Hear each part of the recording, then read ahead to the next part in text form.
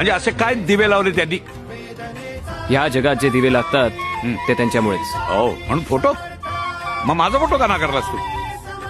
तुम्ही असे काय दिवे लावलेत? जो रोज सकाळी पूर्वेकडून पश्चिमेकडे जातो तो दिवा मी लावलाय, म्हणजे सूर्य. आणि त्याचं तुम्हाला बिलही येत नाही. तुम्ही मानव जातीनं या जगामध्ये जेवढे बल्ब लावलेत ना तेवढे सूर्य फिरवतो मी ब्रह्मांडामध्ये.